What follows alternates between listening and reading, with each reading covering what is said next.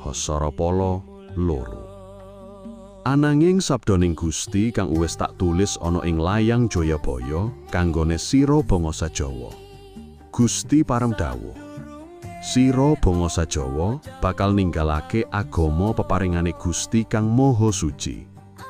Lan Gusti pareng sabda, sira bangsa Jawa bakal lunga adoh kanggo goleki asmane Gusti. Sira dhewe bakal ora duweni katentreman yen sira kuwi lali marang asmane Gusti kang uwis temurun kanggone sira ing tanah Jawa. Sebab sabdaning Gusti kang uwis tak tulis ing layang Jayabaya kanggone sira malah sira tinggalake. Minyong monco endi wae sira lunga, lan iki sabdaning Gusti. Bangsa Jawa ora bakal duweni katentreman nganti wancine bali ana ing ngarsa